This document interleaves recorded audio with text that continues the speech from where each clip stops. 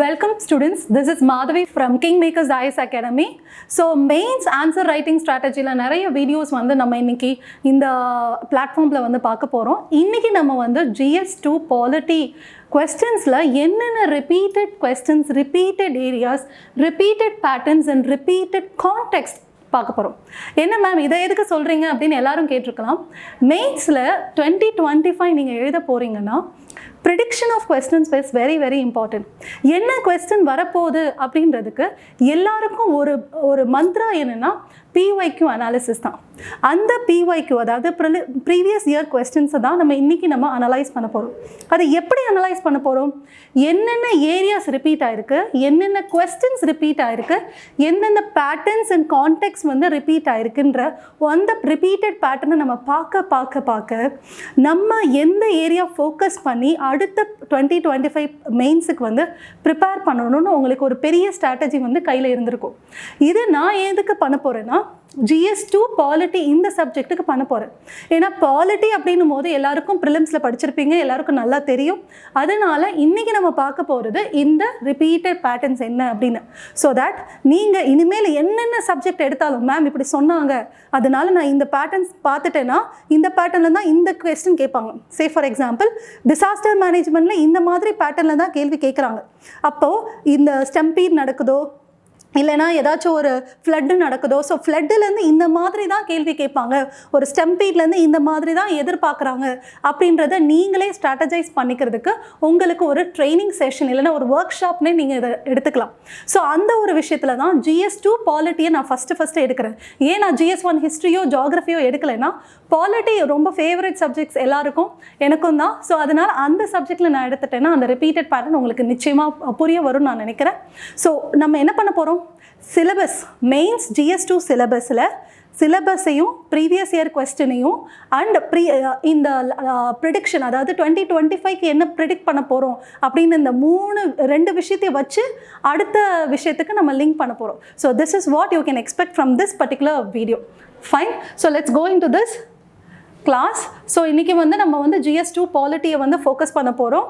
So இதுதான் நம்மளோட GS2 syllabus. So எல்லாருமே என்ன பண்ண போகிறீங்க? ஃபஸ்ட்டு மேம் சொல்லிட்டாங்கன்னு இந்த சிலபஸை கையால் எழுதி நீங்கள் எங்கே படிக்கிறீங்களோ அந்த இடத்துல நீங்கள் பேஸ்ட் பண்ண போகிறீங்க. இல்லை நீங்கள் உங்ககிட்ட பிரிண்டரோ இல்லை பக்கத்தில் பிரிண்டர் இருந்தாலும் இதை நீங்கள் பிரிண்ட் அவுட் எடுத்து பக்கத்தில் நீங்கள் எங்கெங்கே அடிக்கடி பார்ப்பீங்களோ அந்த இடத்துல பேஸ்ட் பண்ண போகிறீங்க. ஏன்னா even the syllabus word is very very important. அந்த சிலபஸ் வேர்டை நீங்கள் ஒவ்வொரு ஆன்சர்லேயும் பதிய வச்சாலே நீங்கள் அதிகமாக மார்க்ஸ் வாங்கிடலாம். This is the first thing I will tell you. ஏன்னா இப்போ இந்தியன் கான்ஸ்டிடியூஷனில் இப்படி சொல்லியிருக்காங்க அப்படின்னு அந்த கான்ஸ்டிடியூஷன் அந்த வார்த்தை அந்த ஆன்சரில் வரணும். ஏன்னா எல்லாரும் தெரியுது, ஆனால் அந்த சிம்பிள் கீவேர்டை வந்து யூஸ் பண்ண மாட்டேங்கிறாங்க. ஸோ கான்ஸ்டிடியூஷன், அதுக்கப்புறம் ஃபெடரலிசம், ஈவன் இங்கே பார்த்தீங்கன்னா அமெண்ட்மெண்ட்ஸ், அப்புறம் வந்து பார்த்தீங்கன்னா historical underpinnings. Even this particular syllabus is having a lot of keywords. இந்த கீவேர்ட்ஸை நீங்கள் எப்படி எஸ்ஏயில் உங்களோட ஆன்சர் ரைட்டிங்கில் எப்படி யூஸ் பண்ணுறீங்களோ அதுக்கேற்ற மாதிரி உங்களுக்கு மார்க்ஸ் வரும். So even syllabus has a lot of keywords to use and syllabus is a hint word. அதை நீங்கள் டீகோட் பண்ணி நிறைய விஷயங்கள் படிக்க போகிறீங்க. அது உண்மை தானே? நீங்கள் இப்போது ஹிஸ்டாரிக்கல் அண்டர்பின்னிங்ஸில் என்னென்ன படிக்க போகிறீங்க?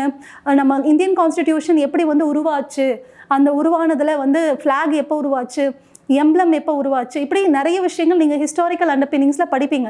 ஆனால் அதெல்லாம் எப்படி நீங்கள் வந்து மெயின்ஸுக்கு யூஸ் பண்ண போகிறீங்கன்றது ரொம்ப ரொம்ப முக்கியம் இல்லை. ஏன்னா ப்ரிலிம்ஸில் வந்து நீங்கள் ஃபேக்சுவலாக படிச்சிருப்பீங்க, அதை நீங்கள் எப்படி மெயின்ஸுக்கு ட்ரான்ஸ்லேட் பண்ணுறீங்கன்றது ரொம்ப ரொம்ப முக்கியம். ஸோ அந்த லெவலில் நீங்கள் அந்த விஷயமும் நீங்கள் யோசிச்சு இப்போயே நீங்கள் வந்து ப்ரிலிம்ஸ் கண்டென்ட்டை எப்படி நான் மெயின்ஸுக்கு யூஸ் பண்ண போகிறேன் அப்படின்றத நீங்கள் வந்து இப்போயே ஸ்ட்ராட்டஜைஸ் பண்ணிக்கோங்க. ஏன்னா ப்ரிலிம்ஸ் நோட்ஸ் வந்து அதோட கண்டினியூவேஷன் தான் மெயின்ஸோட நோட்ஸும். So remember that and start preparing for that also. So நம்ம இன்னைக்கு செஷனில் என்ன பார்க்க போகிறோம்னா இந்த சிலபஸில் எதெல்லாம் ஃபோக்கஸ் ஏரியா, இதில் எந்த மாதிரி கொஸ்டின் கேட்டிருக்காங்க, எதை அதிகமாக நம்ம இந்த சிலபஸில் ஃபோக்கஸ் பண்ணணும், அண்ட் இந்த சிலபஸில் இந்த டாப்பிக்கில் எந்த மாதிரி ஏரியாவில் எந்த கான்டெக்ட்ஸில் கேள்வி கேட்குறாங்க, அதுவும் எத்தனை தடவை ரிப்பீட்டடாக அது கேட்டிருக்காங்க, அந்த மாதிரி விஷயத்தில் நம்ம படித்து வச்சுக்கிட்டோன்னா I think you will be in a better better place. ஏன்னா நிறைய பேருக்கு வந்து ஒரு மாதிரி மெயின்ஸ் வந்து இந்த 3 months நிறைய இருக்கே, எப்படி படிக்கிறது அப்படின்ற ஒரு ஒரு ஒரு ஒரு பிசார் சிச்சுவேஷனில் இருப்பீங்க. அந்த சிச்சுவேஷனில் வந்து நம்ம எப்படி அந்த ரிப்பீட்டட் பேட்டர்னை டீகோட் பண்ணுறோமோ அதை வச்சு ஓகே இதுதான் டிஃபைன்டு ஏரியா, இந்த டெஃபினேஷனில் நான் இதை படிச்சுட்டேன்னா நிச்சயமாக எனக்கு ஒரு 5 marks இல்லைன்னா 6 marks அஷ்யூர்ட் அப்படின்னு உங்களுக்கு கட்டாயம் தெரியும். இப்போ இந்த டாப்பிக்கில் எனக்கு 6 marks அஷ்யூர்ட், இந்த டாப்பிக்கில் எனக்கு 5 marks இல்லை ஈவன் 12 marks இஸ் அஷ்யூர்ட். ஏன்னா இதில் 2 question கேட்குறாங்க, இதில் 1 question கேட்குறாங்க, இதில் 3 question கேட்குறாங்க, அதுவும் இந்த மாதிரி தான் அதிகமாக கேட்குறாங்க. அப்படின்னும் போது எனக்கு அந்த சாலிட் நோட்ஸ் இருந்துச்சுன்னா அப்படியே நான் அதை ஆன்சர் ரைட்டிங்கில் எழுதிட்டு முடிச்சுட்டு ஜாலியாக வெளியே வருவேன். So that is my aim of this video. So இன்றைக்கி அதை மட்டும்தான் நம்ம பார்க்க போகிறோம். ஃபர்தர் வீடியோவில் எப்படி அந்த ஆன்சர் ரைட்டிங் பண்ணுறது இதெல்லாம் நம்ம வந்து ஃபர்தர் வீடியோஸில் பார்க்கலாம். ஃப்ரெண்ட்ஸ் இங்கே பாருங்கள். So this is the breakage of this particular syllabus. இந்த பிரேக்கேஜில் இந்த பாலிட்டி அண்ட் கான்ஸ்டியூஷனில் எத்தனை கேள்வி கேட்குறாங்க? 12 question மேக்ஸிமமாக கேட்டிருக்காங்க. ஸோ ப்ரிலிம்ஸில் பாலிட்டியில் மொத்தமாக 12 question 15 question கேட்பாங்க. அதே மாதிரி தான் மெயின்ஸ்லையும் GS2 பாலிட்டியில் பார்த்தீங்கன்னா 8 to 12 questions கேட்டிருக்காங்க. 8 வந்து மினிமம், 12 வந்து மேக்ஸிமம். ஸோ இதில் தான் நம்ம இப்போ ஃபோக்கஸ்டாக பார்க்க போகிறோம். ஸோ இந்த கவர்னன்ஸ், சோஷியல் ஜஸ்டிஸ், இன்டர்நேஷ்னல் ரிலேஷன்ஸ்லாம் ஃபர்தர் கிளாஸஸில் பார்ப்போம். பட் இப்போ ஒரு சின்ன ஜிஸ்ட்டு நான் கொடுத்துட்றேன். என்னென்னா இன்டர்நேஷ்னல் ரிலேஷன்ஸை பொறுத்த வரைக்கும் 10 மார்க்லையும் 50 மார்க்லையும் ஒரு 3 questions கேட்குறாங்க. இந்த 3 questionsல பார்த்தீங்கன்னா மேக்ஸிமம் கரண்ட் அஃபேர்ஸ் தான். இப்போ இந்தியா US ஒரு பெரிய அக்ரிமெண்ட் சைன் பண்ணாங்கன்னா அப்படியே அதை கொஸ்டினை கேட்டுடுறாங்க. ஒரு தடவை என்ன கேட்டாங்கன்னா அந்த இந்தியா, ரஷ்யா அண்ட் US ரிலேஷனை கனெக்ட் பண்ணி ஒரு கேள்வி கேட்டிருந்தாங்க. ஆக்சுவலாக அது அப்படியே கரண்ட் அஃபேர்ஸில் இருந்தது அப்படியே கேட்டுடுறாங்க. இன்டர்நேஷ்னல் ரிலேஷன்ஸை பொறுத்த வரைக்கும் கரண்ட் அஃபேர்ஸ் தான் முக்கியம். ஆனால் கரண்ட் அஃபேர்ஸை எப்படி நீங்கள் ஸ்டாட்டிக்கோடு கனெக்ட் பண்ணுறீங்க, ஸ்டாட்டிக்கை எப்படி கரண்ட் அஃபேர்ஸை கனெக்ட் பண்ண போகிறீங்கன்னு அந்த ஸ்ட்ராட்டஜியை நான் இந்த வீடியோவிலே சொல்லிடுவேன். ஸோ இந்த ஸ்ட்ராட்டஜி, அதாவது பாலிட்டிக்கு சொல்ல ஸ்ட்ராட்டஜியை நீங்கள் மிச்ச எல்லா சப்ஜெக்ட்டுக்கும் தாராளமாக யூஸ் பண்ணலாம். ஆனால் ரிமெம்பர் தட் ஒவ்வொரு சிலபஸ்லையும் ஒவ்வொரு டாப்பிக்லையும் கொஞ்சம் டிஃப்ரென்சஸ் இருக்க தான் செய்யும். அண்ட் எத்திக்ஸ் கொஞ்சம் வேரியேஷன் இருக்க தான் செய்யும். But still your strategy can be repeated for all other subjects. So remember that and we will move on. And first of all judgments வந்து ஃபோக்கஸ் பண்ணுங்க. ரொம்ப ரொம்ப முக்கியம். என்னை பொறுத்த வரைக்கும் judgment is the very important part of the syllabus. But இப்போ வந்து நிறைய இன்ஸ்டியூட்டில் வந்து பார்த்தீங்கன்னா இம்பார்ட்டன்ட் ஜட்ஜ்மெண்ட்ஸ்னு சொல்லிட்டு ஒரு பெரிய லிஸ்ட்டு கொடுத்துட்றாங்க. ஆனால் அந்த லிஸ்ட்டு ஃபுல்லாக நீங்கள் படித்து மனப்பாடம் பண்ணி அதை வந்து ஆன்சரில் எழுத முடியுமான்றது I don't think so. But remember that current அஃபேர்ஸில் என்ன சுப்ரீம் கோர்ட் ஜட்ஜ்மெண்ட் சொல்கிறாங்களோ அந்த க்ரக்ஸை நீங்கள் எடுத்துக்கிட்டாலே போதும். அந்த க்ரக்ஸில் அவங்க அப்படியே அதை க்ரக்ஸை கேட்டு அவங்க கேள்வியாக கேட்கலாம். இல்லைன்னா அது ரிலேட்டடாக ஸ்டாட்டிக் போர்ஷன் அவங்க கேட்கலாம். ஓகே, ஸோ see here இங்கே 2024 என்ன மாதிரி கேள்வி கேட்டிருக்காங்கன்னு பாருங்கள். ரைட் டு ப்ரைவசி கேட்டிருக்காங்க, அதே ரைட்ஸ் கேட்டிருக்காங்க. ஓகே, அதே மாதிரி ரைட் டு ப்ரைவசி கேட்டிருக்காங்க. 2017 அந்த டைமில் தான் நம்மளுக்கு ரைட் டு ப்ரைவசி வந்து எக்ஸ்பேண்ட் ஆனது நம்மளுக்கு எல்லாருக்கும் தெரியும். ஸோ புட்டஸ்வாமி ஜட்ஜ்மெண்ட்லேருந்து நிறைய ஜட்ஜ்மெண்ட் வந்துக்கிட்டே இருக்குது. ஓகே, இப்போ even right to free internet, right against adverse environment, இந்த மாதிரி நிறையா ரைட்ஸ் வந்து வந்துக்கிட்டே இருக்குது. இது எப்படி வருது? சுப்ரீம் கோர்ட் ஜட்ஜ்மெண்ட்ஸ் மூலமாக இந்த ரைட்ஸ் வந்து நம்மளுக்கு எக்ஸ்பேண்ட் ஆகிட்டு இருக்கு. நம்மளோட ஃபண்டமெண்டல் ரைட்ஸ், ஓகே, நம்மளோட உரிமைகள். இந்த உரிமைகள் வந்து புது உரிமைகள் வந்து ஆல்ரெடி நம்ம ஆர்டிகல் 21 எக்ஸ்பேண்ட் பண்ணுறோம், இல்லைன்னா ஆர்டிகல் 19 எக்ஸ்பேண்ட் பண்ணுற மாதிரி வருது. ஈவன் ஆர்டிகல் 14 கூட இதோட ரிலேட்டடாக வருது. ஸோ சுப்ரீம் கோர்ட் வந்து இதை எக்ஸ்பேண்ட் பண்ணுறதுனால அது அப்படியே கேள்வியாக வருது. ஒரு பெரிய ஆச்சரியமான விஷயம். ஸோ அந்த ஒரு விஷயத்தை நம்ம தெரிஞ்சுக்கிட்டோன்னா இந்த மாதிரி ரைட்ஸில் இந்த கொஸ்டின் கேட்குறாங்க. இந்த சுப்ரீம் கோர்ட் ஜட்ஜ்மெண்ட்டை இனிமேல் நியூஸ் பேப்பரில் நீங்கள் தேடி கண்டுபிடிச்சி அதை எடுத்துக்கிட்டு அதோட டீட்டெயில்டு அனாலிசிஸ் வந்து நெட்டில் போட்டு படிச்சுட்டு அதுக்கான சாலிட் நோட்ஸ் நீங்கள் எடுத்துக்க வச்சுக்க போகிறீங்க. So what you gonna do, supreme court judgment நீங்கள் நியூஸ் பேப்பர்லேருந்து வந்ததுன்னா அதிலிருந்து கம்ப்ளீட் அனாலிசிஸ் படிச்சுக்கணும். இது வந்து நீங்கள் நெட்டிலேருந்து தேடணும், இதை நீங்கள் நியூஸ் பேப்பர்லேருந்து பார்த்துக்கலாம். ஸோ இதை தான் நீங்கள் பார்க்க போகிறீங்க. நீங்கள் மந்த்லி சம்மரி இல்லை டெய்லி சம்மரி எது பண்ணாலும் பரவாயில்ல, பட் கம்ப்ளீட் அனாலிசிஸ். ஏன்னா இது நீங்கள் படிக்கிறது வந்து ப்ரிலிம்ஸ் இல்லை, இது மெயின்ஸு. ஸோ மெயின்ஸுக்கு டிஸ்கிரிப்டிவ் ஆன்சர் தேவைப்படுது. ஸோ கம்ப்ளீட் அனாலிசிஸ் வந்து ரொம்ப ரொம்ப முக்கியம். ஸோ சுப்ரீம் கோர்ட் ஜட்மெண்ட் வந்து ஏதாச்சும் ரைட் டு ப்ரைவசி பற்றி ஏதாச்சும் ஒரு புது ஜட்மெண்ட் கொடுத்துருந்தாங்கன்னா அதோட கம்ப்ளீட் அனாலிசிஸ் நீங்கள் படிக்கணும். Even I remember one question. See this question 2015ல கேட்டிருந்தாங்க. இந்த கேள்வியை நான் எழுதும்போது ரொம்ப ரொம்ப சந்தோஷப்பட்டேன். ஏன்னா 2015ல இந்த ஒரு கேள்வி வந்தது. Does the right to clean environment entail legal regulation on burning crackers during Diwali? இந்த விஷயம் எல்லாருக்குமே தெரியும். அந்த நேரத்தில் சுப்ரீம் கோர்ட் வந்து கிராக்கர்ஸ் பர்ன் பண்ணுறதுக்கு டைம் ரெஸ்ட்ரிக்ஷன்ஸ் கொடுத்துருந்தாங்க. This is under the right to clean environment. So இந்த ஜட்மெண்ட் வந்து ரொம்ப ரொம்ப முக்கியமாக இருந்தது. ஏன்னா ஒரு குழந்தை வந்து ஒரு பெட்டிஷன் போட்டிருந்தாங்க அகெயின்ஸ்ட் பர்னிங் கிராக்கர்ஸ். ஸோ அந்த பர்டிகுலர் இன்சிடென்ட் நடந்தோன்னே இந்த கேள்வி கேட்டிருந்தாங்க. ஸோ ஏதாச்சும் ஒரு இன்சிடென்ட் ரொம்ப முக்கியமான ஒரு ஃபண்டமெண்டல் ரைட்ஸ் பற்றின ஒரு இன்சிடென்ட் வந்திருந்ததுன்னா அப்படியே அது கேள்வியாக வருது பாருங்கள், ரெகுலராக வருது. ஸோ 2022, 2023, 2024, அப்புறம் பார்த்தீங்கன்னா 2017, 2023, okay, 2021. So regular varudhu. So this is a very regular question and it's almost based on the current affairs. So Supreme Court judgment is one point which you have to note. And the next is, நான் இந்த PPT வந்து உங்களுக்கு share பண்ணுவேன், டிஸ்கிரிப்ஷனில் இருக்கும். So please see other question in the same format. So மிச்ச கொஸ்டின்ஸ்லாம் அதே மாதிரி இருக்கும் பாருங்கள். Okay. And from constitutional amendments. So amendments வந்து கரண்ட் அஃபேர்ஸில் இருந்துன்னா கேட்குறாங்க. So it's not frequent. So it's not very frequent. Okay. And it's not asking anything historical. அதாவது இப்போ இன்னைக்கு வந்து 100th amendment நடந்தா, இந்த வருஷம் 100th amendment நடந்தா 100th amendment தான் கேட்குறாங்க. உட்காந்து உங்களோட பழைய ஹிஸ்ட்ரிலாம் கேட்கல. 99th amendment என்ன, இல்லைனா 24th amendment என்னலாம் கேட்கல. So remember that older amendments வந்து நீங்கள் படிக்கணும்னு அவசியம் இல்லை. அது ப்ரிலிம்ஸுக்கே முடிஞ்சு போச்சு.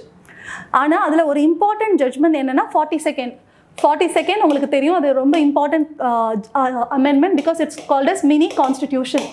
So that's very important amendment. So important amendments மட்டும் பார்த்துட்டு மித்த எல்லாத்தையும் யூ அன்லேர்ன், அதாவது நீங்கள் மறந்துடலாம், டோன்ட் வரி. அப்போ எந்த அமெண்ட்மெண்ட் மட்டும் நான் கான்சன்ட்ரேட் பண்ணோம், கரண்ட் அஃபேர்ஸில் வருது. ஆனால் எந்த கரண்ட் அஃபேர்ஸ்ன்றது எனக்கு தெரியாது. ஏன்னா ரீசெண்ட்லி அப்படின்னு அவன் சொன்னாலே 2-3 வருஷத்துக்கு ரீசெண்டாக இருக்குது. ஸோ 2-3 இயர்ஸில் ரீசெண்டாக இருக்கிறதுனால இஃப் அட் ஆல் நம்ம இப்போ 106th அமெண்ட்மெண்ட்டில் இருக்கோன்னா I would prefer you to study from 100 to 106 thoroughly. ஸோ 100லேருந்து 106th அமெண்ட்மெண்ட் தரோவாக படித்து வச்சுக்கோங்க. பட் அஃப்கோர்ஸ் அவன் வந்து ரீசெண்டாக தான் கேட்க போகிறாங்க. So focus on that. So and what they're asking, see here, explain the salient features of the 101st amendment. Do you think it is efficacious enough to remove cascading effects? So it's all about GST. So GST பத்தி கேட்டிருக்காங்க. Again see here, what do you understand by the concept of freedom of this has to come in the Supreme Court judgment. இந்த question வந்து supreme court ஜட்மெண்ட்டில் வரணும். Okay. So இங்கே constitution அமெண்ட்மெண்ட்டில் அந்த வருஷம் வந்ததுன்னா மட்டும்தான் கேள்வி கேட்குறாங்க. So remember that. No need to study the older constitutional amendments at all. And then local governments. Friends remember, local கவர்மெண்ட்டை சாலிடாக படிச்சுக்கோங்க. என்ன படிச்சுக்கணுன்னா நிச்சயமாக செகண்ட் ARC ரிப்போர்ட்டோட சம்மரி படிச்சுக்கோங்க. ஓகே. அது வந்து லோக்கல் கவர்மெண்ட்டுக்கு கட்டாயம் படிச்சுக்கணும். அடுத்து வந்து பார்த்தீங்கன்னா உங்களுக்கு பாலிட்டி லக்ஷ்மிகாந்த் புக்கில் இருக்கிற கண்டென்ட்டையும் படிச்சுக்கிட்டு, ஓகே, அப்புறம் வந்து ஏதாச்சும் கரண்ட்டாக ஏதாச்சும் ஸ்கீம்ஸ் இருந்ததுன்னா படிச்சுக்கோங்க. இது வந்து நான் பேசிக்காக சொல்கிறது. நிச்சயமாக கரண்ட் அஃபேர்ஸில் ஏதாச்சும் அப்டேட், லோக்கல் கவர்மெண்ட் பற்றி ஏதாச்சும் அப்டேட்ஸ் இருந்ததுன்னா கட்டாயம் ட்ராக் பண்ணிக்கோங்க. That's very very important. So local government is evergreen topic friends. Don't ever leave it. So ever கிரீனாக இருக்கிறத எப்படி இம்ப்ரெசிவாக நீங்கள் ஆன்சர் எழுதுறதுன்னு தான் முக்கியம். ஸோ என்ன மாதிரி கீவேர்ட்ஸை யூஸ் பண்ணி நீங்கள் எழுதுனா நல்லா இருக்குமோ அதெல்லாம் யூஸ் பண்ணுங்கள். Like say for example sub federalism. Local கவர்மெண்ட்டுக்கு நம்ம என்ன வேர்டு யூஸ் பண்ணுறோம்? Sub federalism. ஓகே. அப்புறம் பிரின்சிபல் ஆஃப் சப்சிடாரிட்டி. ஸோ இந்த மாதிரி நிறைய கீவேர்டு இருக்குது. இதை ரிசர்ச் பண்ணி நீங்கள் தான் மீனிங் வந்து எனக்கு கீழே கொடுக்கணும். ஸோ கமெண்ட் பாக்ஸில் பிரின்சிபல் ஆஃப் சப்சிடாரிட்டினா என்னன்னு சொல்லுங்கள். வேறு ஏதாச்சும் keyword related to local government இருந்ததுன்னா கமெண்ட் பாக்ஸில் போடுங்க. Okay, so other friends will able to gain out of it. So local government is a very evergreen topic. So அதனால் அதில் வந்து பாருங்கள். அண்ட் இதில் என்ன மாதிரி பேட்டர்ன் கேட்குறாங்க, இல்லை என்ன கான்டெக்ஸ்டில் கேட்குறாங்கன்னா ப்ராப்ளம்ஸ். ஏன் இதை வந்து still it is unempowered or it's not still empowered, ஏன் லோக்கல் கவர்மெண்ட் வந்து எம்பவர் ஆகலை, ஓகே எம்பவர் ஆனால் எப்படி இருக்கும், இப்படி தான் கேட்குறாங்க. So what are the powers for the local government, why there is not enough powers for the local government, and what are the powers which are not being exercised by the local government. இந்த மூணு விதம்லாம் படிச்சிட்டிங்கன்னா பிரச்சனை இருக்காது. Okay, so இங்கே பாருங்கள், first 2024, 2023, 2022 ஒவ்வொரு வருஷமும் ஒரு கேள்வி கேட்குறாங்க. Analyse the role of local body. So இது லோக்கல் கவர்மெண்ட்டோட பவர் என்ன, உங்கள் ரோல் என்ன, இதெல்லாம் தெரிஞ்சுக்கணும். Okay, and pros and cons of merging the rural local bodies with the urban local bodies. So இதுதான் ஒரு ப்ரொபோசல் இருந்தது, அதாவது merging the rural local bodies with the urban local bodies. இப்படி ஒரு ப்ரொபோசல் இருந்தது. அந்த ப்ரொபோசலோட ப்ரோஸ் அண்ட் கான்ஸ் கேட்குறாங்க. So simply you have to know the basics of local governments. அதுக்கப்புறம் கரண்ட் அஃபேர்ஸில் ஏதாச்சும் ஒரு அப்டேட் இருந்ததுன்னா அதோட கம்ப்ளீட் அனாலிசிஸ். கம்ப்ளீட் அனாலிசிஸ்னால் என்ன, இப்போ வந்து யூசிசி வரப்போகுது அப்படின்னு சொன்னால் யூசிசியோட pros and cons, universal basic income வரப்போகுது அப்படின்னா யூபிஐயோட ப்ரோஸ் அண்ட் கான்ஸ். அதே மாதிரி இங்கே merging of rural local bodies with urban local bodies னு ஒன்று இருக்குது, அதோட pros and cons. Even simultaneous election பற்றி ஒரு கேள்வி இருக்கும், அதில் அதோட ப்ரோஸ் அண்ட் கான்ஸ். ஸோ இந்த மாதிரி அனாலிசிஸ் பண்ணி வச்சுக்கோங்க. ஸோ அதோட ப்ரோஸ் அண்ட் கான்ஸ் அவ்வளோதான்.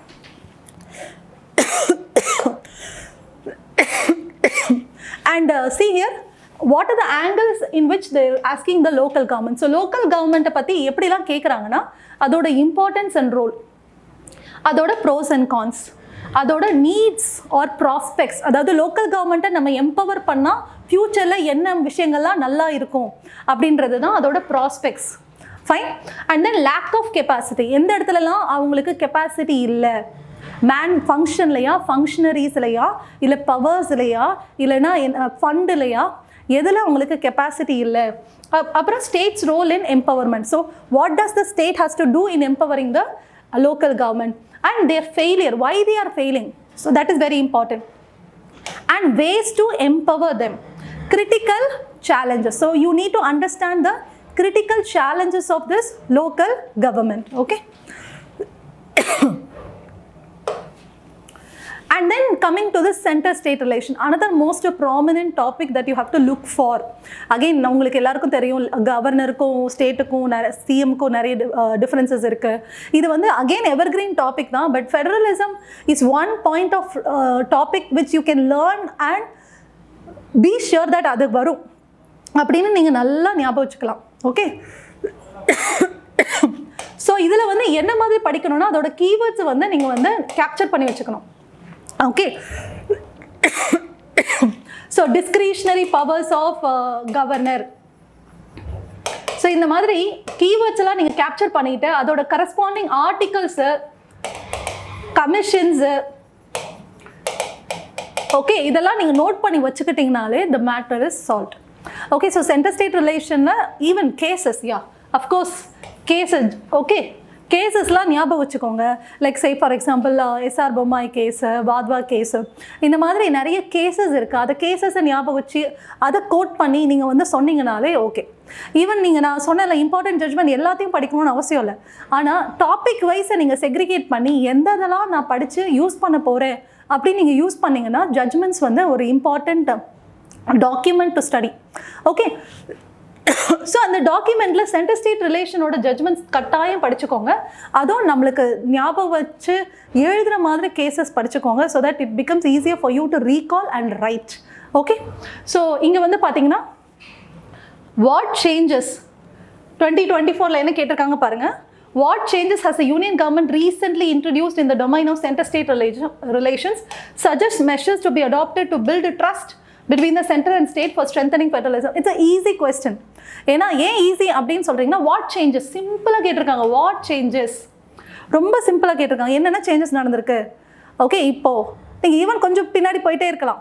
ஆனால் எவ்வளோ பாயிண்ட்ஸ் வருதோ அவ்வளோ பாயிண்ட்ஸோடு நிறுத்திடுங்க. ரீசெண்டாக தான் இருந்து எவ்வளோ பாயிண்ட்ஸ் உங்களால் எழுத முடியுமோ அவ்வளோ பாயிண்ட்ஸோடு நிறுத்திடணும்.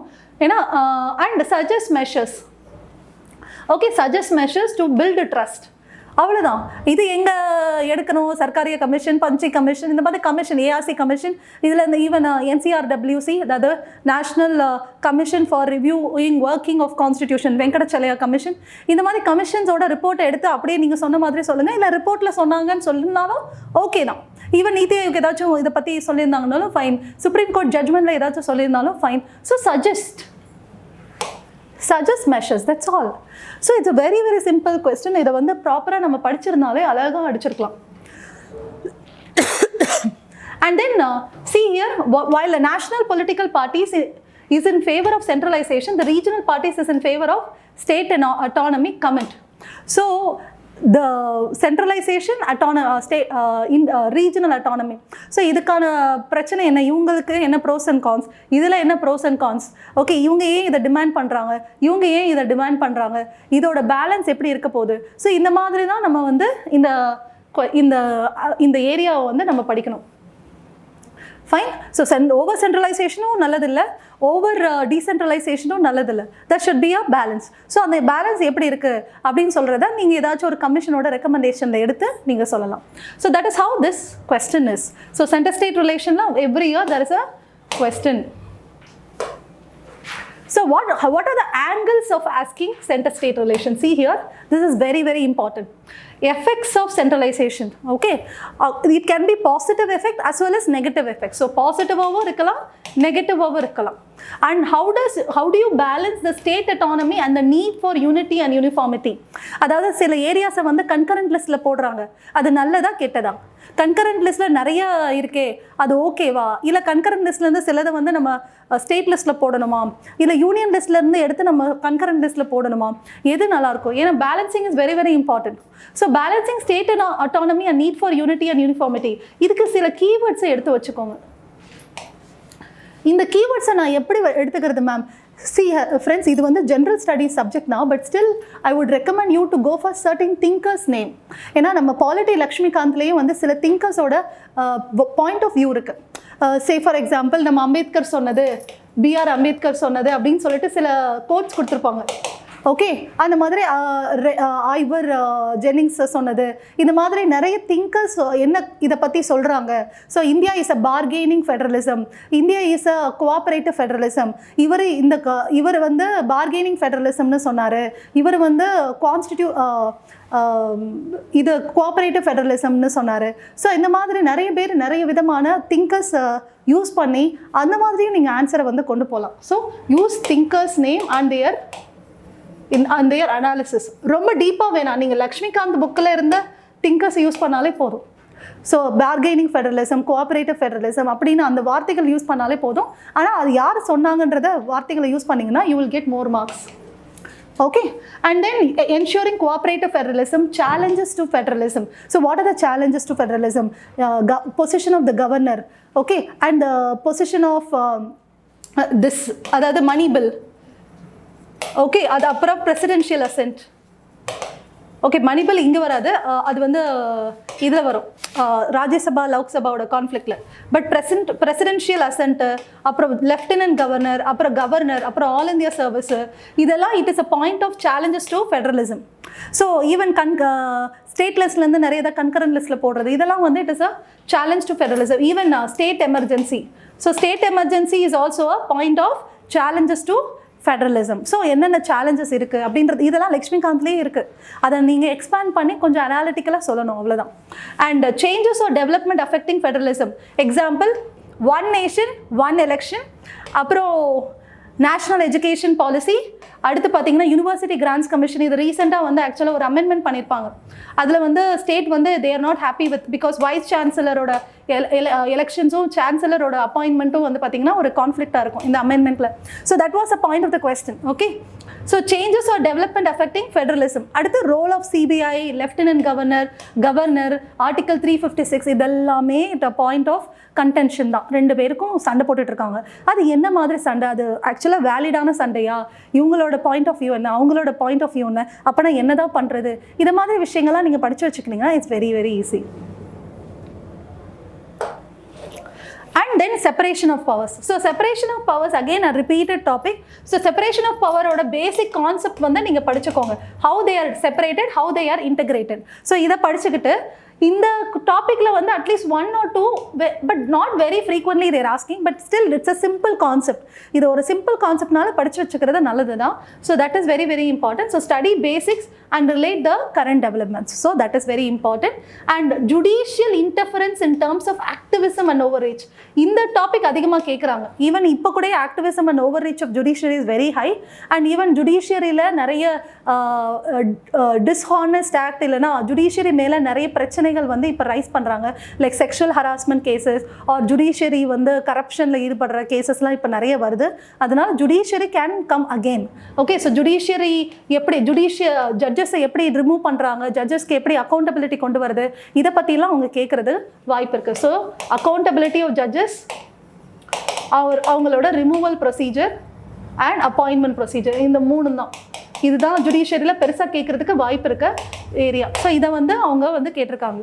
And what is the right sex and balance. So இவங்க 3 பேருக்குள்ளே என்ன பேலன்ஸை நம்ம மெயின்டைன் பண்ணுறது அப்படின்றது சொல்லணும். அதில் எப்படி மேம் நான் படிக்கிறதுனா சில கீவேர்ட்ஸ் தான். நான் இங்கே சில கீவேர்ட்ஸ் கொடுத்துருக்கேன் பாருங்கள். They are no watertight compartments like this accumulate keywords. So இந்த keyword வந்து ரொம்ப ரொம்ப முக்கியம்.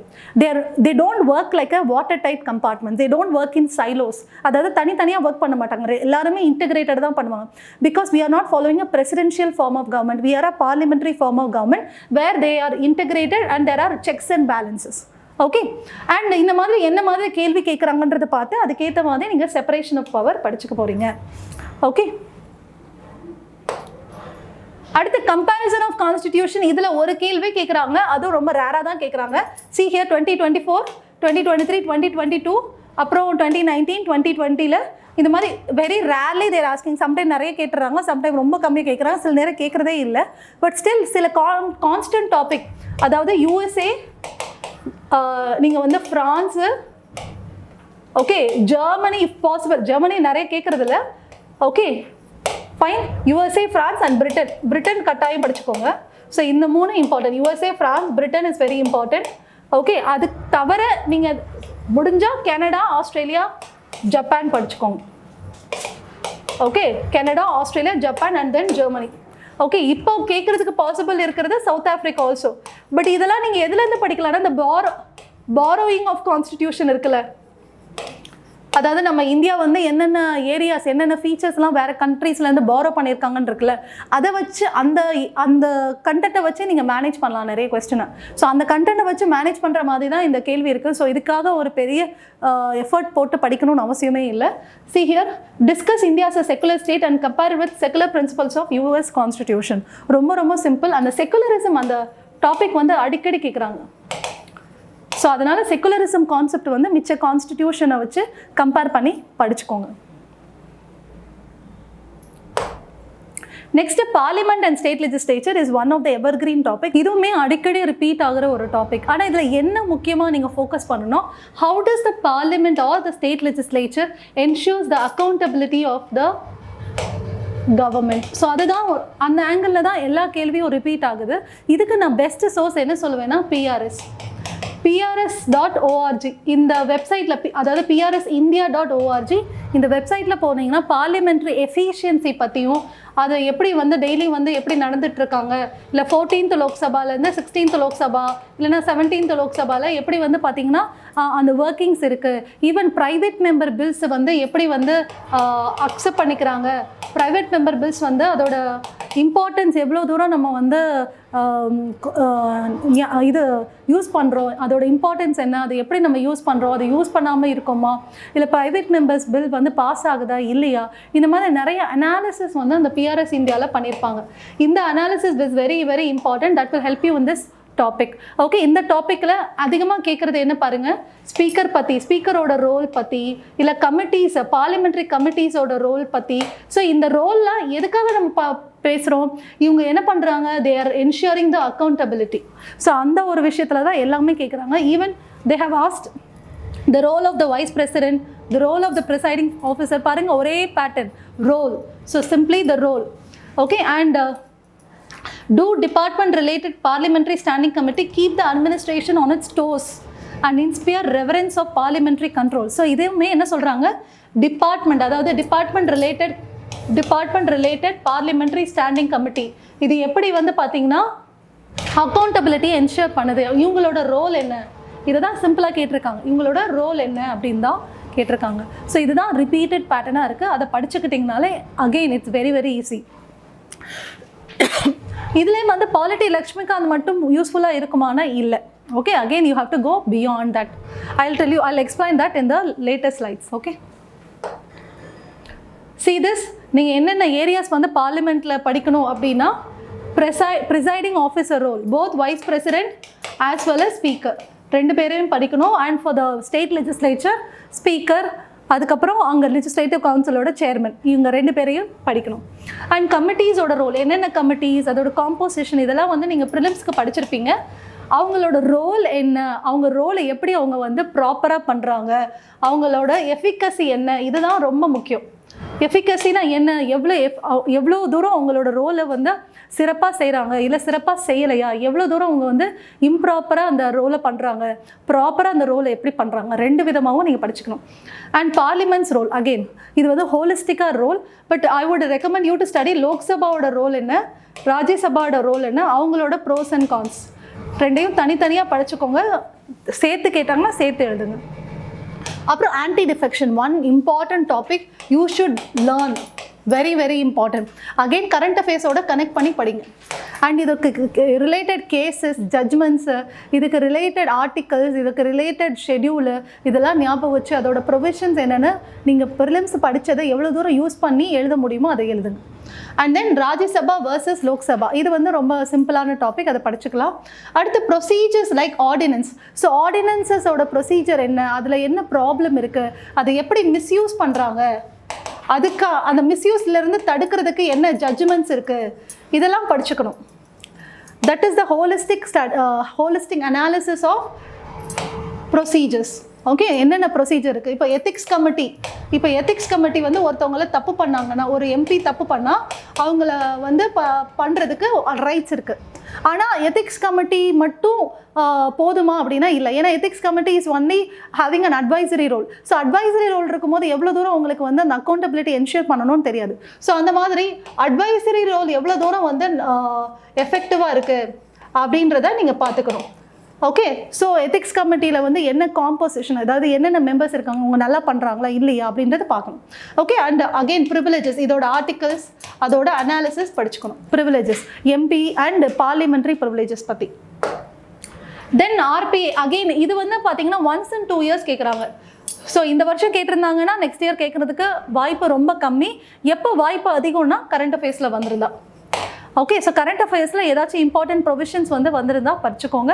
Otherwise it's not needed. Okay, ஆனால் வந்து சில பேசிக்ஸை வந்து ஞாபகம் வச்சுக்கோங்க.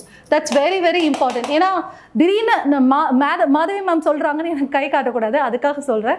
ஸோ அதனால் எல்லா பேசிக்ஸும் ஒரு சிலபஸை கம்ப்ளீட் பண்ணுறது ரொம்ப ரொம்ப முக்கியம். ஆனால் எவ்வளோ ஃப்ரீக்வெண்ட்டாக இதுக்கு இம்பார்ட்டன்ஸ் நீங்கள் கொடுக்குறீங்கன்றதுக்கு தான் இந்த செஷன் நான் கொடுக்குறேன். ஸோ ஒன்ஸ் இன் 2 years கொடுக்குறாங்க, பட் கரண்ட் அஃபேர்ஸில் வந்தால் படிச்சுக்கோங்க. And see this pattern of questions. இந்த பேட்டர்ன் எப்படி கேட்டிருக்காங்கன்னு பாருங்கள். Examine the need for electoral reforms as suggested by various committees. So நிறைய கமிட்டிஸோட சஜஷன்ஸ் பற்றி கேட்டிருக்காங்க with reference to one nation one election principle. Again 2024 இதுதான் கான்டெம்பரரி டாபிக். ஸோ கரண்ட்டாக என்ன கேட்டிருக்காங்க, ஒன் நேஷன் ஒன் எலெக்ஷன். இந்த கொஸ்டின் திருப்பி கேட்பாங்கன்னா கேட்கலாம்.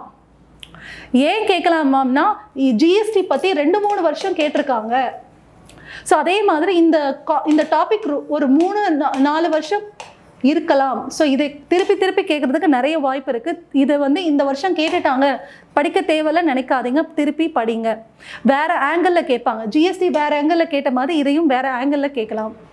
And then discuss the procedure to decide the disputes arising out of elections. So இந்த மாதிரி எலெக்ஷனில் ஏதாச்சும் ஒரு டிஸ்பியூட் இருந்ததுன்னா ஆர்பிஏ கீழே எப்படி அதை ரிசால்வ் பண்ணுவாங்க அப்படின்னு கேட்டிருக்காங்க. Again this is related to current affairs. So current அஃபேர்ஸ்லேருந்து பேசிக்ஸ் கேட்டிருக்காங்க. So again if it is current அஃபேர்ஸில் வந்ததுன்னா கட்டாயம் படிச்சுக்கோங்க, எலெக்ஷன் நடந்தால் படிச்சுக்கோங்க.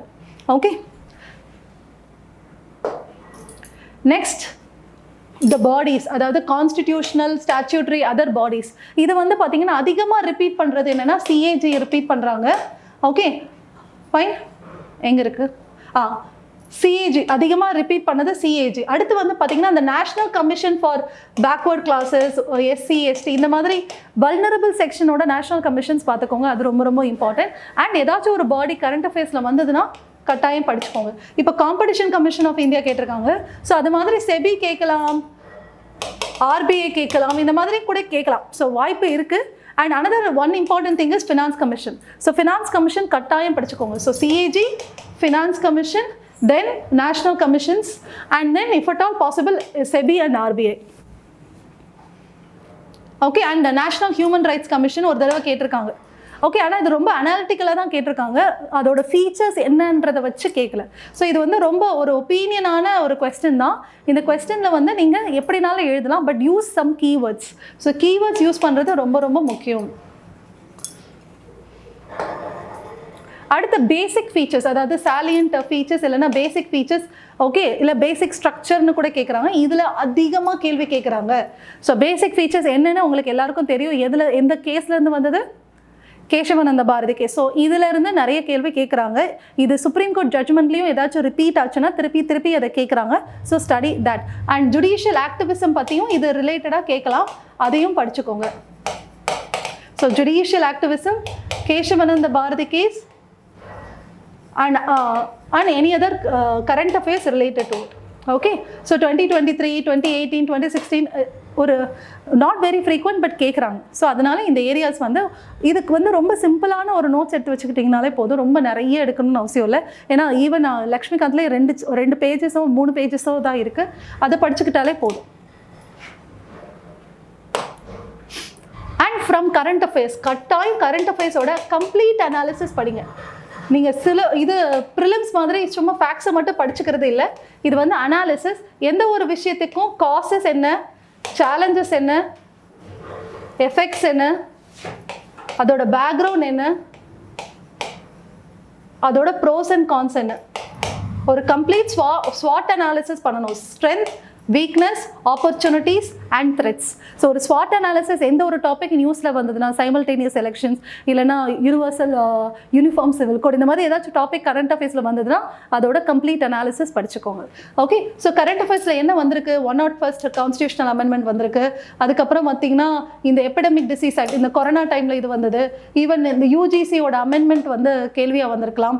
ஆர்டிகல் 370 பற்றி கேள்வி கேட்டிருக்காங்க. ஸோ நாட் வெரி ஃப்ரீக்வெண்ட்டாக வந்தாலும் கரண்ட் அஃபேர்ஸ் டாபிக் அப்படியே வந்துடுது. ஓகே, ஸோ அதனால நீங்கள் அதை படிச்சுக்கிட்டா ரொம்ப யூஸ்ஃபுல்லாக இருக்கும். அடுத்த ரிப்பீட்டட் ஏரியாஸ், இது வந்து ஒரு சம்மரி தான். I am just repeating whatever I have so far said. So என்ன repeated areas? Supreme court judgments, yes. ரீசெண்டாக, பட் ரீசெண்டாக இருந்ததுன்னா மேம் எப்படி மேம் ரீசெண்டாக படிக்கிறது அப்படின்னு நான் சொல்கிறேன். அப்புறம் constitutional amendments, laws or bills on discussion.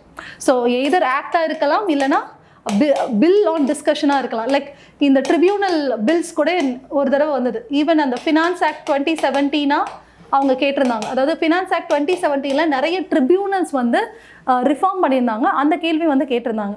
Even arbitration and conciliation tribunal பற்றி கேட்டிருந்தாங்க. ஸோ இந்த மாதிரி நிறைய பில்ஸும் லாஸும் கேட்குறாங்க. ஓகே, இதுக்கு என்ன வெப்சைட் பார்க்கணும்? Again PRSindia.org. இதுக்கு நியூஸ் பார்த்துட்டு அப்புறம் நெட்டில் அந்த டாப்பிக்கை டைப் பண்ணி UPSCன்னு போட்டிங்கன்னா அதோட கம்ப்ளீட் அனாலிசிஸ் வரும். ஓகே, அப்புறம் லோக்கல் பாடிஸ், இது வந்து நீங்கள் லக்ஷ்மிகாந்தோ அப்புறம் கரண்ட் அஃபேர்ஸ் படித்தா போதும். And I told you ARC report. Okay, ARC report. அடுத்து கான்ஸ்டியூஷனல், நான் கான்ஸ்டியூஷனல் பாடிஸ். இதில் வந்து பார்த்தீங்கன்னா நீங்கள் லக்ஷ்மிகாந்தில் அதை பற்றி வந்து பார்த்தீங்கன்னா பேசிக்ஸ் மட்டும்தான் இருக்கும். அதோட அனாலிசிஸ், அதாவது இப்போது CAGயோட மெரிட்ஸ் அண்ட் டிமெரிட்ஸ் வந்து நீங்கள் படிக்கணும். ஓகே, அதாவது லக்ஷ்மிகாந்தில் இருக்கும், ஆனால் அதோட இன்னும் நிறைய டாபிக்ஸ் வந்து கேதர் பண்ணிக்கோங்க. ஓகே, ஸோ CAG நல்லா வேலை செய்கிறாங்களா, வேலை செய்யலையா, அவங்களுக்கு எப்படி பவர் இருக்குது, என்ன பவர் அவங்களுக்கு இல்லை, அவங்க இண்டிபெண்ட்டாக இருக்காங்களா, ஹவு இண்டிபெண்ட் தே ஆர், இல்லை ஏதாச்சும் ஒரு இன்டர்ஃபரன்ஸ் இருக்கா அப்படின்றத நீங்கள் அனலைஸ் பண்ணி நோட்ஸ் எடுத்து வச்சுக்கணும். Okay, and then sometimes on judiciary like activism பற்றி கேட்குறாங்க, ட்ரிபியூனல் பற்றி கேட்குறாங்க, ஏடிஆர் ஆல்டர்னேட்டிவ் டிஸ்பியூட் ரெசல்யூஷன் பற்றி கேட்குறாங்க. அப்புறம் ஃபெடரலிசம், அதாவது சென்டர் ஸ்டேட் ரிலேஷன், இதில் கான்டெம்பரரியாக டாபிக் வருது. ரொம்ப இம்பார்ட்டன்ட் என்னை பொறுத்த வரைக்கும் local bodies, federalism, supreme court judgment, இந்த 3 டாப்பிக்கும் ரொம்ப ரொம்ப இம்பார்ட்டன்ட். கட்டாயம் படித்து வச்சுக்கோங்க.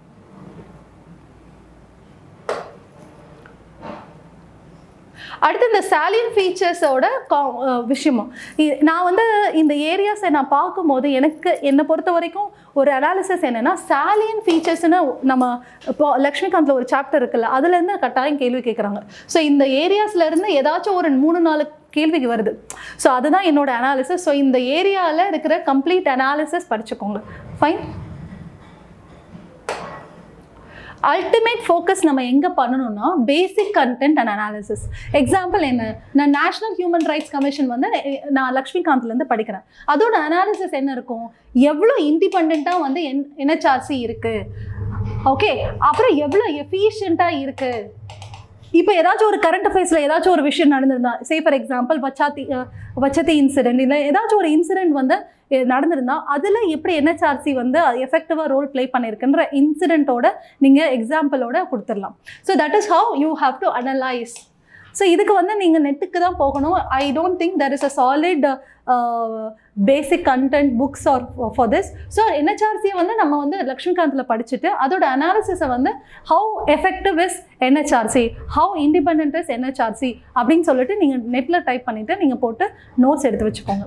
தென் கரண்ட் அஃபேர்ஸ் படிக்கும்போது என்ன ஃபோக்கஸ் பண்ணணும், கரண்ட் அஃபேர்ஸில் you have to identify the static content. இப்போ say for example if there is a topic on election symbols, அதுக்கான டாபிக் என்ன, RPA, representation of people act. So அந்த ரெப்ரசன்டேஷன் ஆஃப் பீப்புள் ஆக்டில் election symbol பற்றி என்ன provisions இருக்குது அப்படின்னு நீங்கள் படித்து வச்சுக்கணும். So that is important. இப்போ யாராச்சும் ப்ரிவிலேஜஸ், அதாவது ஒரு எம்பியோட ப்ரிவிலேஜஸ் பற்றி ஏதாச்சும் பேசுகிறாங்கன்னா அதுக்கு ஆர்டிகல் 105, ஆர்டிகல் 102 அந்த மாதிரி என்ன ஆர்டிகல்ஸ் இருக்குது அப்படின்றத வந்து பேசணும். இப்போ டிஸ்குவாலிஃபிகேஷனுக்கு article 102, so disqualification of a member. So அதுக்கு கரஸ்பாண்டிங்காக என்ன ஸ்டாட்டிக் கண்டென்ட் அப்படின்னு சொல்லிட்டு அதோட அனாலிசிஸ் நீங்கள் படிக்கணும். ஸோ டிஸ்குவாலிஃபிகேஷன் வந்து ப்ராப்பராக பண்ணுறாங்களா பண்ணலையா அப்படின்றத நீங்கள் பேசணும். அடுத்து ஸ்பீக்கரோட ரோலும் how effective is he, okay, அதாவது அவரோட ரோலை வந்து ரைட்டாக பண்ணுறாரா ராங்காக பண்ணுறாரா, அப்படின்னா எப்படி பண்ணணும், what the constitution says. Okay, constitution அவரோட ரோல் என்ன கொடுத்துருக்கு, அவர் எப்படி அந்த ரோலை ப்ராப்பராக பண்ணணும் அப்படின்றத வந்து நீங்கள் அனலைஸ் பண்ணணும். ஸோ பேக்ரவுண்ட் மெட்டீரியல் படிச்சுட்டு அதோட அனாலிசிஸை படிக்கிறது ரொம்ப ரொம்ப important. Then inference from PYQ. So far we have studied what are the PYQ, what are the areas and what are the patterns, what are the contexts, what are the areas in which repeatedly the UPSC has asked question. But அந்த inference வச்சு நம்ம பார்க்கும்போது Polity Lakshmikant book is not enough. Do I have to buy a new book? Of course don't need. நான் வந்து எந்த ஒரு புக்கையும் நான் வந்து ப்ராப்பராக ஒரு மெயின்ஸுக்கு அப்படின்னு எந்த ஒரு புக்கும் இதுவரை டிஃபைன் ஆகலை. I would not suggest you also. Current affairs is enough na, again no. And PYQ practice enough, again no. Okay, ஏன்னா அந்த கரண்ட் அஃபேர்ஸ்க்கு ஏற்ற மாதிரி அவன் கேள்வி கேட்பான். So PYQ again is not enough, but PYQ is a starting point. Okay, PYQ practice பண்ண என்ன ma'am அதுதான் திருப்பியும் கேட்க போகிறாங்க அப்படின்னா இல்லை, அந்த பேட்டர்ன் கேட்கலாம். ஸோ அதனால ப்ராக்டிஸ் பண்ணுறது ரொம்ப ரொம்ப முக்கியம். So what you have to do, study basics, go to current affairs, connect the basics and the current affairs, and current affairs வச்சு பேசிக்காக கனெக்ட் பண்ணுங்க. So this is the simple strategy. So basics, அதாவது NHRC படிச்சிங்கன்னா அதுக்கு கரஸ்பாண்டிங்காக என்னென்ன current affairs இருக்குன்னு பாருங்கள். அதுக்கப்புறம் பார்த்தீங்கன்னா ஸ்பீக்கர் வந்து ஏதாச்சும் ஒரு ஸ்பீக்கர் வந்து டிஸ்குவாலிஃபிகேஷன் பற்றி நியூஸில் வந்ததுன்னா அதுக்கு கரஸ்பாண்டிங்காக என்ன பேசிக்ஸ்னு பாருங்கள். அவ்வளோதான். அந்த விஷயம் நீங்கள் பண்ணி முடிச்சிட்டிங்கனாலே the whole note making is complete. The preparation point is complete. You have a solid notes. அதை நீங்கள் ஆன்சர் ரைட்டிங்கில் கொண்டு வர போகிறீங்க. அவ்வளோதான். ஸோ நெக்ஸ்ட் வீடியோ பார்த்தீங்கன்னா நம்ம GS2 கவர்னன்ஸில் மேக்ஸிமம் ட்ரை பண்ணுவோம். ஏன்னா GS2 கவர்னன்ஸில் again I have told you what is the strategy, என்ன repeated area repeated pattern PYQ நீங்கள் அனலைஸ் பண்ணாலே வந்துடும். But I will help you out with the governance also. And then thank you. Comment, share and subscribe. See friends, comment பண்ணும்போது நீங்கள் வந்து என்ன question நான் கேட்டேன் அப்படின்றதுக்கும் கமெண்ட் பண்ணுங்கள். ஏதாச்சும் ஒரு ஏரியா நான் வந்து ஃபோக்கஸ் பண்ணணுன்னாலும் கமெண்ட் பண்ணுங்கள். If you want me to do some new videos also, please comment. Thank you so much.